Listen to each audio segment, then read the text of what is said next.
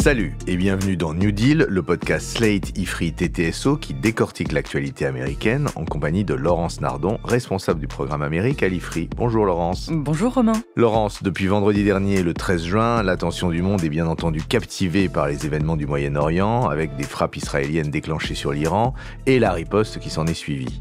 Alors les deux pays poursuivent depuis leurs tirs de missiles, avec ce mercredi 18 juin, un bilan officiel de 224 morts du côté iranien et 24 du côté israélien. On peut pas tellement imaginer un scénario plus inquiétant, on a quand même deux pays ennemis jurés l'un de l'autre, l'un étant nucléaire, l'autre étant de seuil nucléaire. Or, la grande question, c'est de savoir ce que les États-Unis vont faire. Trump, comme ses prédécesseurs, aussi bien démocrates que républicains, s'était opposé aux frappes israéliennes sur l'Iran. Le Premier ministre Netanyahou a-t-il réussi à le convaincre ? À quel soutien Israël peut s'attendre de la part de Trump dans les jours qui viennent ? Oui, il faut rappeler que, en effet, les présidents américains font face à des demandes très anciennes de la part de Tel Aviv de frappes sur l'Iran et sur ses installations nucléaires. Netanyahou le demande depuis la première fois qu'il a été Premier ministre, c'était en 1996.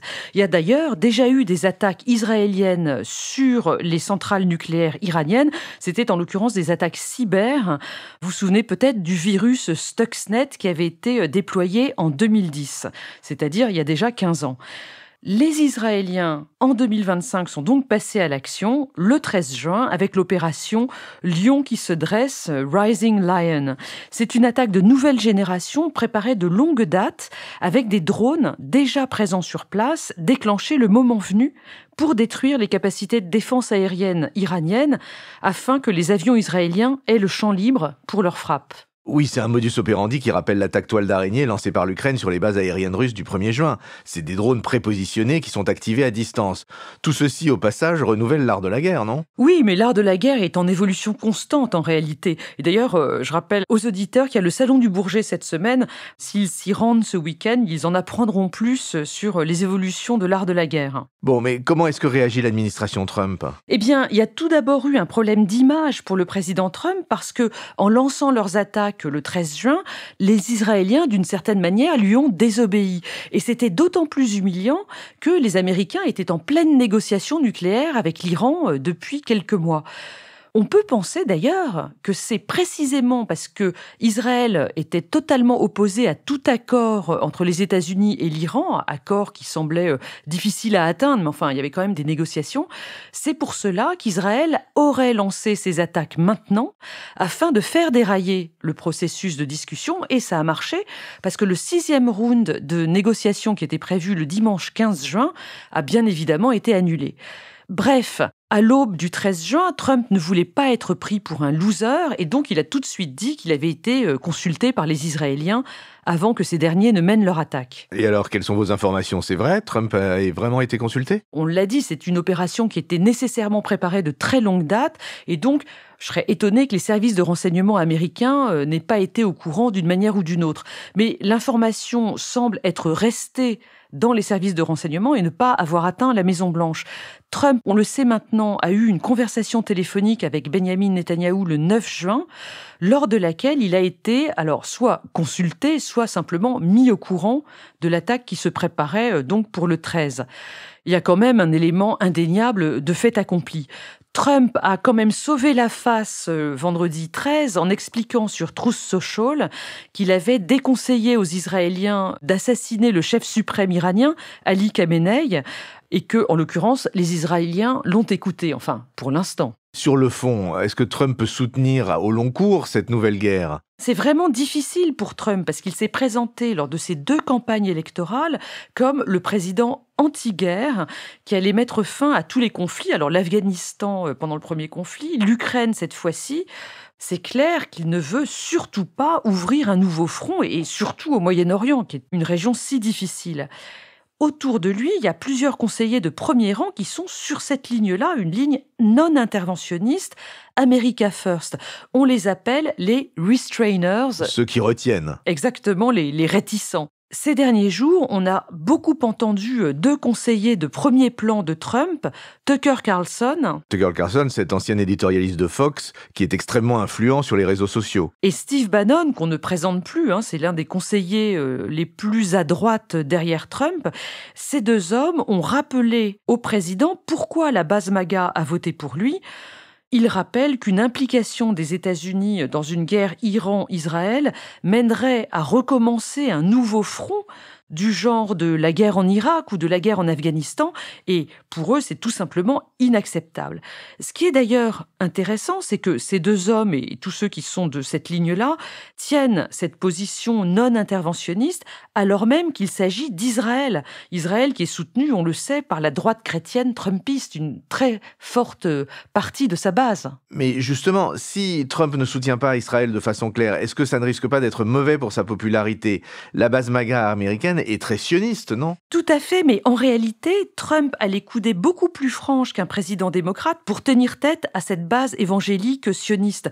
Rappelez-vous, après le 7 octobre, Biden, donc président démocrate, ne pouvait pas émettre une demi-critique contre la gestion de la guerre à Gaza menée par le gouvernement Netanyahou, sans être aussitôt accusé par la base républicaine d'être un antisémite. Tandis que Trump, lui, il peut se permettre des propos beaucoup plus durs vis-à-vis de Netanyahou sans que sa base ne lui reproche aussitôt d'être déloyal à Israël. Bref, dans un premier temps, vendredi dernier, le secrétaire d'État Marco Rubio a exprimé une position très attentiste de la part des États-Unis sur ce qui se passait au Moyen-Orient. Comme l'a dit le chancelier Merz hier mardi 17, c'est quand même assez pratique de laisser les Israéliens faire le sale boulot. Faire le sale boulot, c'est une citation. Oui, absolument. Le sale boulot, donc, en détruisant le programme nucléaire iranien. Oui, ça arrange tout le monde. Mais il y a quand même des éléments nouveaux. Trump est parti plus tôt que prévu du G7 au Canada, et c'est sans doute pour mettre en place la réponse américaine. Il avait des réunions à cet égard.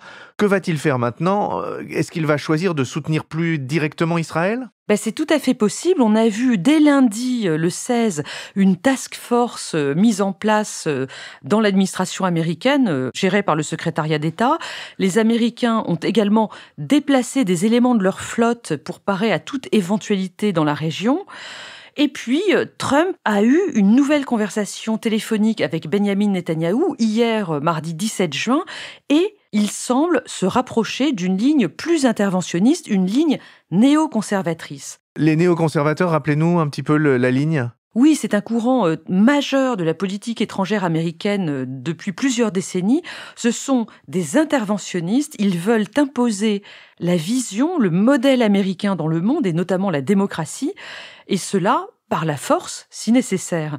Ils veulent notamment faire ce qu'on appelle du changement de régime dans les endroits où il y a des dictatures pour installer la démocratie.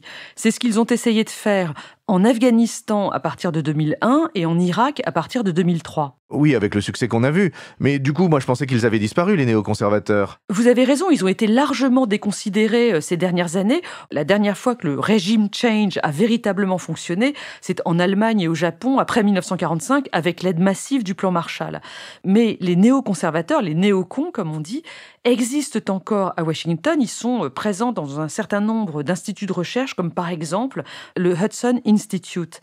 Ils avaient même un allié dans la nouvelle administration Trump avec le conseiller pour la sécurité nationale, Michael Waltz. Michael Waltz, il a été viré, non? Oui, il a été viré il y a quelques semaines à la suite du scandale Signalgate, lorsqu'un journaliste avait été ajouté par erreur à une conversation tout à fait secret défense menée entre responsables de très haut niveau sur le réseau Signal.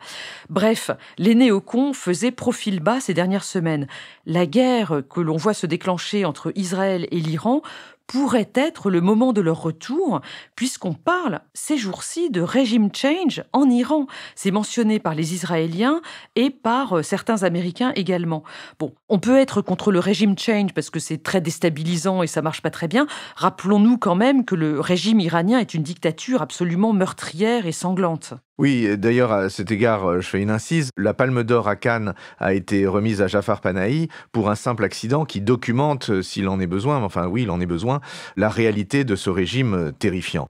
Mais alors concrètement, quelle forme prendrait un soutien US explicite à Israël? Eh bien, la demande principale, la demande majeure des Israéliens, ce serait que les États-Unis leur fournissent la bombe GBU-57, qui est une bombe anti-bunker extrêmement lourde. Il faut un avion spécial pour la transporter. C'est le B-2 que, là aussi, seuls les États-Unis détiennent.